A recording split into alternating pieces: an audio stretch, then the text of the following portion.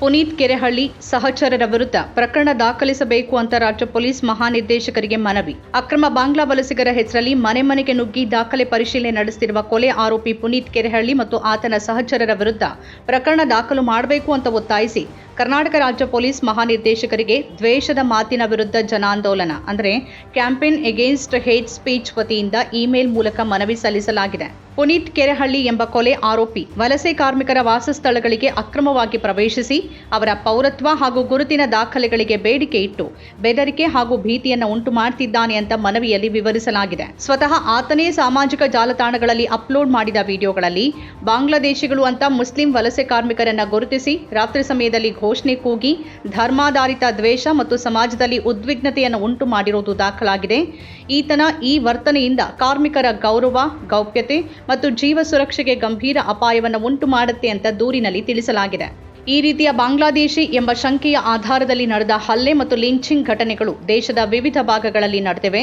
ಕೇರಳದಲ್ಲಿ ದಲಿತ ಕಾರ್ಮಿಕ ರಾಮ್ ನಾರಾಯಣ್ ಬಘೇಲ್ ಅವರ ಹತ್ಯೆ, ಒಡಿಶಾದಲ್ಲಿ ಜುಬೇಲ್ ಶೇಖ್ ಅವರ ಹತ್ಯೆ, ಮಂಗಳೂರಿನಲ್ಲಿ ಅನ್ಸಾರಿ ಎಂಬ ಕಾರ್ಮಿಕರ ಮೇಲೆ ಥಳಿತ ನಡೆದಿದೆ. ಇಂತಹ ಕೃತ್ಯ ಕರ್ನಾಟಕದಲ್ಲೂ ಪ್ರಾಣಾಪಾಯಕ್ಕೆ ದಾರಿ ಮಾಡಿಕೊಡಬಹುದು ಅಂತ ದೂರಿನಲ್ಲಿ ಎಚ್ಚರಿಸಲಾಗಿದೆ. ಪುನೀತ್ ಕೆರೆಹಳ್ಳಿ ಕೊಲೆ ಪ್ರಕರಣದಲ್ಲಿ ಜಾಮೀನಿನ ಮೇಲೆ ಹೊರಗಿರೋದ್ರಿಂದ ಅವನು ನಡೆಸಿರುವ ಇತ್ತೀಚಿನ ಕಾನೂನುಬಾಹಿರ ಕೃತ್ಯಗಳು ಜಾಮೀನಿನ ದುರುಪಯೋಗ ಆಗಿದ್ದು ತಕ್ಷಣವೇ ಎಫ್ಐಆರ್ ದಾಖಲಿಸಿ ಜಾಮೀನು ರದ್ದುಗೊಳಿಸೋಕೆ ನ್ಯಾಯಾಲಯದ ಮುಂದೆ ವಿಷಯ ಮಂಡಿಸಬೇಕು ಅಂತ ಆಗ್ರಹಿಸಲಾಗಿದೆ. ಜೊತೆಗೆ ಇಂತಹ ಘಟನೆಗಳ ಸಂದರ್ಭದಲ್ಲಿ ಹಾಜರಿದ್ದ ಪೊಲೀಸ್ ಅಧಿಕಾರಿಗಳ ಪಾತ್ರದ ಬಗ್ಗೆ ಇಲಾಖಾ ತನಿಖೆ ನಡೆಸಬೇಕು ಮತ್ತು ಖಾಸಗಿ ವ್ಯಕ್ತಿಗಳು ಪೌರತ್ವ ವಿಚಾರಣೆ ನಡೆಸೋದನ್ನು ತಡೆಯುವ ಸ್ಪಷ್ಟ ನಿರ್ದೇಶನಗಳನ್ನು ರಾಜ್ಯಾದ್ಯಂತ ನೀಡಬೇಕು ಅಂತ ಈ ಮನವಿ ಮೂಲಕ ಒತ್ತಾಯಿಸಲಾಗಿದೆ.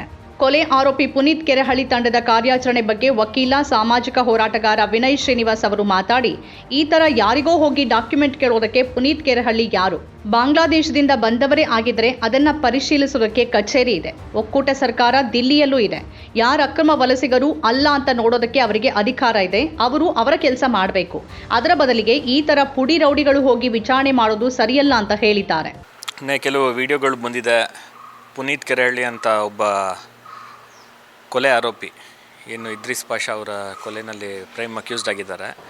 ಇಲ್ಲಿ ವಲಸೆ ಕಾರ್ಮಿಕರ ಮನೆಗಳಿಗೆ ಹೋಗಿ, ಅದೆಲ್ಲ ಶೆಡ್ಗಳಿಗೆ ಹೋಗಿ ನುಗ್ಗಿ, ನೀವು ಬಾಂಗ್ಲಾದೇಶಿನ, ನೀವು ಇಲ್ಲಿನವರ, ನೀವು ಬಾಂಗ್ಲಾದೇಶನವರು, ಹಿಂಗಂತೆಲ್ಲ ಹೇಳಿ ಸ್ವಲ್ಪ ಒಂದು ರೌಡಿಸಮ್ ಮಾಡಿದ್ದಾರೆ. ಪ್ರಶ್ನೆ ಏನಪ್ಪ ಅಂತ ಹೇಳಿದ್ರೆ, ಪುನೀತ್ ಕೆರೆಹಳ್ಳಿ ಯಾರು? ಈ ಥರ ಯಾರಿಗೂ ಹೋಗಿ ಡಾಕ್ಯುಮೆಂಟ್ ಕೇಳೋದಕ್ಕೆ? ಅವರು ಅಕ್ರಮ ವಲಸಿಗರಾಗಿದ್ದರೆ, ಬಾಂಗ್ಲಾದೇಶದಿಂದ ಬಂದವರೇ ಆಗಿದ್ದರೆ FRR ಆಫೀಸ್ ಇದೆ, ಒಕ್ಕೂಟ ಸರ್ಕಾರ ಡೆಲ್ಲಿಲಿ ಇರೋದಕ್ಕೆ ಅವ್ರಿಗೆ ಅಧಿಕಾರ ಇದೆ. ಯಾರು ಅಕ್ರಮ ವಲಸಿಗರು ಇಲ್ಲ ಅಂತ ನೋಡೋದಕ್ಕೆ ಅವ್ರ ಕೆಲಸ ಮಾಡಬೇಕು. ಅದ್ರ ಬದಲಿಗೆ ಈ ಥರ ಪುಡಿ ರೌಡಿಗಳು ಹೋಗಿ ವಿಚಾರಣೆ ಮಾಡೋದು ಸರಿಯಲ್ಲ. ಯಾಕೆ ಇದ್ರ ವಿರುದ್ಧ ನಾವು ಮಾತಾಡ್ತೀವಿ ಅಂತ ಹೇಳಿದ್ರೆ, ನೋಡಿ, ಮೊನ್ನೆ ಕೇರಳದಲ್ಲಿ ಕಳೆದ ತಿಂಗಳು ರಾಮ್ ನಾರಾಯಣ್ ಬಘೇಲ್ ಅಂತ ಒಬ್ಬರು ದಲಿತ ಕಾರ್ಮಿಕರನ್ನ ನೀವು ಬಾಂಗ್ಲಾದೇಶಿ ಅಂತ ಹೇಳಿ ಕೆಲವರು ಜನ ಹೊಡೆದು ಸಾಯಿಸೇ ಬಿಟ್ಟರು. ಮಂಗಳೂರಿನಲ್ಲಿ ಒಬ್ಬರು ಕಾರ್ಮಿಕರನ್ನ ನೀವು ಬಾಂಗ್ಲಾದೇಶಿ ಅಂತ ಹೇಳಿ ಹೊಡೆದಿದ್ದಾರೆ, ಅದರಲ್ಲೂ ಅರೆಸ್ಟ್ ಆಗಿದೆ. ಒರಿಸ್ಸಾದಲ್ಲಿ ಒಬ್ಬರನ್ನ ನೀವು ಬಾಂಗ್ಲಾದೇಶಿ ಅಂತ ಹೇಳಿ ಅವ್ರನ್ನ ಹೊಡೆದು ಸಾಯಿಸಿಬಿಟ್ಟಿದ್ದಾರೆ. ಈ ಥರ ದೇಶಾದ್ಯಂತ ಘಟನೆಗಳು ನಡೀತಾ ಇದೆ. ಸುಮ್ಮನೆ ನೀವು ಬಾಂಗ್ಲಾದೇಶಿ ಅಂತ ಹೇಳೋದು, ಹೊಡೆದು ಸಾಯಿಸೋದು. ಅದೇ ರೀತಿ ಪುನೀತ್ ಕೆರೆಹಳ್ಳಿನೂ ಈಗ ಹೋಗಿ ಹಿಂಗೆ ಮಾಡ್ತಾ ಇದ್ದಾನೆ. ಆ ಪುನೀತ್ ಕೆರೆಹಳ್ಳಿ ವೀಡಿಯೋದಲ್ಲಿ ಅವ್ರೇನೋ ಹೌದು ನಾವು ಬಾಂಗ್ಲಾದೇಶದವರು, ನಾವು ವಾಪಸ್ ಹೋಗ್ತೀವಿ ಅಂತ ಹೇಳ್ತಿದ್ದಾರೆ. ನಮಗೇನು ಗೊತ್ತು ಅವ್ರು ಬಾಂಗ್ಲಾದೇಶದವರು ಅಲ್ಲೋ ಅಂತ? ಪುನೀತ್ ಕೆರೆಹಳ್ಳಿನ ಜಡ್ಜು? ಪುನೀತ್ ಕೆರೆಹಳ್ಳಿಗೆ ಆ ಪುಂಡ್ರಿಗೆ ಭಯ ಪಡ್ಕೊಂಡು ಅವ್ರು ಹೇಳಿರ್ಬೋದು ನಾವು ಬಾಂಗ್ಲಾದೇಶ. ನಮಗೆ ಗೊತ್ತಿಲ್ಲ, ಅವ್ರು ಬಾಂಗ್ಲಾದೇಶ ಅವರೇ ಆಗಿದ್ರು ಸಹ ಪುನೀತ್ ಕೆರೆಹಳ್ಳಿ ಅಥವಾ ಅವರ ಒಂದು ರೌಡಿಗಳ ಪಡೆಯ ಕೆಲಸ ಅಲ್ಲ ಇದು ಮಾಡೋದಕ್ಕೆ. ಪತ್ರಕರ್ತ, ಲೇಖಕ ನವೀನ್ ಸೂರಿಂಚೆ ಮಾತನಾಡಿ, ಇಲ್ಲಿಯವರೆಗೆ ಕರಾವಳಿಗೆ ಮಾತ್ರ ಸೀಮಿತ ಆಗಿದ್ದ ಮುಸ್ಲಿಮರ ಮೇಲಿನ ಹಿಂದುತ್ವದ ಕಾರ್ಯಾಚರಣೆ ಪುನೀತ್ ಕೆರೆಹಳ್ಳಿ ಎನ್ನುವ ಒಬ್ಬ ಕ್ರಿಮಿನಲ್ ಹಿನ್ನೆಲೆಯ ರೌಡಿ ಶೀಟರ್ನಿಂದ ಈಗ ಬೆಂಗಳೂರಿನಲ್ಲೂ ಶುರು ಆಗಿದೆ. ಪುನೀತ್ ಕೆರೆಹಳ್ಳಿ ಜೊತೆ ಕೆಲವು ಪತ್ರಕರ್ತರು ಕೂಡ ಹೋಗಿ ಆ ಕಾರ್ಯಾಚರಣೆಯ ಭಾಗ ಆಗಿದ್ದಾರೆ. ಇದು ತೀರಾ ಕಾನೂನಿಗೆ ವಿರುದ್ಧ ಆಗಿರುವ ಕಾರ್ಯಾಚರಣೆ. ಬೆಂಗಳೂರಿನ ಪೊಲೀಸರು ಇಲ್ಲಿವರೆಗೂ ಕೂಡ ಪುನೀತ್ ಕೆರೆಹಳ್ಳಿ ಮೇಲೆ ಯಾವುದೇ ಕ್ರಮ ತೆಗೆದುಕೊಂಡಿಲ್ಲ ಅಂತ ಹೇಳಿದ್ದಾರೆ. ಇಲ್ಲಿವರೆಗೆ ಕರಾವಳಿಗೆ ಮಾತ್ರ ಸೀಮಿತ ಆಗಿದ್ದಂಥ ಈ ಮುಸ್ಲಿಮರ ಮೇಲಿನ ಹಿಂದುತ್ವದ ಕಾರ್ಯಾಚರಣೆ ಏನಿದೆ, ಅದನ್ನು ಈಗ ಪುನೀತ್ ಕೆರೆಹಳ್ಳಿ ಅನ್ನುವಂಥ ಒಬ್ಬ ಕ್ರಿಮಿನಲ್ ಹಿನ್ನೆಲೆಯ ರೌಡಿ ಶೀಟರ್ ಈಗ ಬೆಂಗಳೂರಿನಲ್ಲಿ ಶುರು ಮಾಡಿದ್ದಾರೆ. ಬಾಂಗ್ಲಾದೇಶಿಯರನ್ನು ಪತ್ತೆ ಹಚ್ಚೋದು ಅನ್ನುವಂಥ ಕೆಲಸವನ್ನು ಮುಂದಿಟ್ಕೊಂಡು, ಆ ಕಾರ್ಯಾಚರಣೆಯನ್ನು ಮುಂದಿಟ್ಕೊಂಡು ಇವತ್ತು ಬೇರೆ ಬೇರೆ ಸ್ಲಮ್ಗಳಿಗೆ, ಬೇರೆ ಬೇರೆ ಬಡವರು ವಾಸಿಸುವಂಥ ಕಾಲೋನಿಗಳಿಗೆ ಹೋಗಿ ಅಲ್ಲಿ ಅವರ ಆಧಾರ್ ಕಾರ್ಡನ್ನು ವಶಕ್ಕೆ ತೆಗೆದುಕೊಂಡು ಅದನ್ನು ಪರಿಶೀಲನೆ ಮಾಡೋದು, ಆನಂತರ ಅದನ್ನು ಸೋಷಿಯಲ್ ಮೀಡಿಯಾದಲ್ಲಿ ಹಾಕುವ ಮೂಲಕ ಒಂದು ಕಾರ್ಯಾಚರಣೆಯನ್ನು ಮಾಡ್ತಾಯಿದ್ದಾರೆ. ಇದರಲ್ಲಿ ಕೆಲವೊಂದು ಪತ್ರಕರ್ತರು ಕೂಡ ಭಾಗಿಯಾಗಿದ್ದಾರೆ. ನಾನು ನೋಡಿದೆ, ಪುನೀತ್ ಕೆರೆಹಳ್ಳಿ ಜೊತೆ ಕೆಲವು ಪತ್ರಕರ್ತರು ಕೂಡ ಹೋಗಿ ಆ ಕಾರ್ಯಾಚರಣೆಯ ಭಾಗ ಆಗಿದ್ದಾರೆ.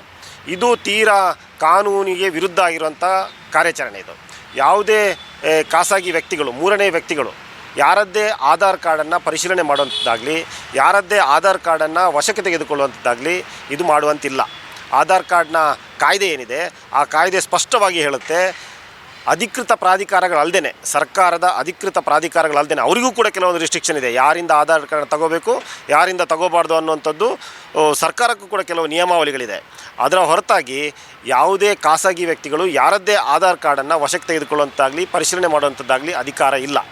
ಒಂದು ವೇಳೆ ಆ ರೀತಿ ಯಾರದ್ದೇ ಆಧಾರ್ ಕಾರ್ಡನ್ನು ವಶಕ್ಕೆ ತೆಗೆದುಕೊಳ್ಳುವುದಾಗಲಿ ಅಥವಾ ಅದನ್ನು ಸಾರ್ವಜನಿಕವಾಗಿ ಬಹಿರಂಗಪಡಿಸೋದಾಗಲಿ ಮಾಡಿದರೆ ಅವರಿಗೆ 3 ವರ್ಷಗಳ ಶಿಕ್ಷೆಯನ್ನು ವಿಧಿಸುವಂಥ ಅವಕಾಶ ಕಾನೂನಿನಲ್ಲಿ ಇದೆ. ಆಗಿದ್ದರೂ ಕೂಡ ಬೆಂಗಳೂರಿನ ಪೊಲೀಸರು ಇಲ್ಲಿವರೆಗೂ ಕೂಡ ಪುನೀತ್ ಕೆರೆಹಳ್ಳಿ ಮೇಲೆ ಯಾವುದೇ ಕ್ರಮವನ್ನು ತೆಗೆದುಕೊಂಡಿಲ್ಲ. ಪುನೀತ್ ಕೆರೆಹಳ್ಳಿ ಈಗಾಗಲೇ ಜಾಮೀನಿನ ಮೇಲೆ ಹೊರಗಿರುವವರು.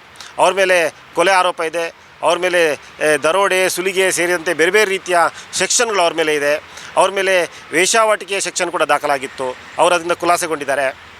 ಈ ರೀತಿ ಹಲವಾರು ಜಾಮೀನಿನ ನಿಬಂಧನೆಗಳು, ಷರತ್ತುಗಳೇನಿದೆ ಅದನ್ನು ಉಲ್ಲಂಘನೆ ಮಾಡಿ ಇವತ್ತು ಅವರು ಮನೆಗೆ ನುಗ್ಗಿ ಅಲ್ಲಿ ಆಧಾರ್ ಕಾರ್ಡನ್ನು ಪರಿಶೀಲನೆ ಮಾಡುವಂಥದ್ದು, ಹಿಂದೂ ಮುಸ್ಲಿಮರ ಮಧ್ಯೆ ದ್ವೇಷವನ್ನು ಹುಟ್ಟಾಕುವಂಥದ್ದು, ಮುಸ್ಲಿಮರನ್ನು ಕನಿಷ್ಠರು, ಮುಸ್ಲಿಮರನ್ನು ಕ್ರಿಮಿನಲ್ ಹಿನ್ನೆಲೆಯರು ಅನ್ನೋ ರೀತಿಯಲ್ಲಿ ಬಿಂಬಿಸುವಂಥ ಕೆಲಸವನ್ನು ಪುನೀತ್ ಕೆರೆಹಳ್ಳಿ ಅವರು ಮಾಡ್ತಾ ಇದ್ದಾರೆ. ನಮ್ಮ ಕಾರ್ಯಕ್ರಮಗಳನ್ನು ನೀವು ನೋಡ್ತಾ ಇದ್ರೆ ನಮ್ಮ ಚಾನೆಲ್ ಅನ್ನ ಸಬ್ಸ್ಕ್ರೈಬ್ ಮಾಡಿ, ಪಕ್ಕದ ಬೆಲ್ ಐಕಾನ್ ಒತ್ತಿ ನಮ್ಮನ್ನ ಬೆಂಬಲಿಸಿ.